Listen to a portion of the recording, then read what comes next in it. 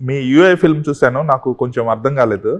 Just now we were discussing about it. ఆ basic concept మీరు చెప్పారు కదా, come out of the stories of others అనేసి, అది కొంచెం ఎక్స్ప్లెయిన్ చేస్తున్నా. అదే ఏం లేదా దాంట్లో, అదేంటో నాకు చాలా లోపల ఇదైన సబ్జెక్ట్ అది. ఇప్పుడు యుఐ అంటే దాంట్లో ఒక నామానం ఉంది, అవును, యూను ఉండారు, ఐ ఉంది, యూనివర్సల్ ఇంటెలిజెన్స్ ఉంది, అన్నీ ఉంది. తర్వాత యూ అండ్ ఐ కలిస్తే వాడు అని చాలా ఉంది ఆ టైటిల్లో, అది వదిలేయండి. బట్ ఓవరాల్ లైన్ ఏమంటే, ఒక డైరెక్టర్ ఒక స్టోరీ చెప్పడానికి స్టార్ట్ చేస్తాడు. ఆ స్టోరీలో ఏం చెప్తానంటే, మీరు వేరే స్టోరీలో ఇరుక్కొని మీ లైఫ్ని పాడు చేసుకోవద్దండి అనేది స్టోరీ. అది నేను ఒక ఫిలం చేస్తున్నాను, ఆ ఫిలం సబ్జెక్ట్ ఏమంటే, మీరు వేరే స్టోరీలో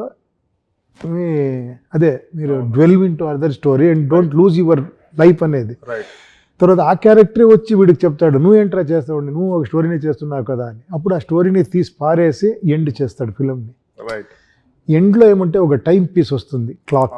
ఆ క్లాక్ ఏమంటే, that is your life, your moment is your life, don't give it to somebody else అనేది ఆ మెయిన్ థాట్. అది దాంట్లో పొలిటికల్ అది ఇది సైకలాజికల్, బ్రెయిన్లో వెళ్ళి అతను ఫైట్ చేసేది, బ్రెయిన్ నుంచి ప్యూర్గా బయటకు వచ్చేది, ఒక సత్యయుగాన్ని స్థాపించి చేసేది, ఒక పొలిటికల్ సిస్టమ్ ఎలా కలియుగాన్ని ఎలా పీక్కి తీసుకొని పోతుంది, అక్కడ ఎలా మీడియాని కంట్రోల్ చేసి జనాలకి ఇచ్చేసి వాళ్ళు రోడ్డు మీద ఉంటారు, అదన్నీ సటైరిక్గా వస్తుంది. తర్వాత ఎండ్ ఇలా అవుతుంది.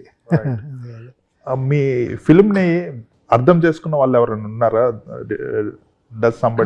నేను ఒక లైన్ వేసాను beginning of the film, intelligent people please walk out of the theatre అని.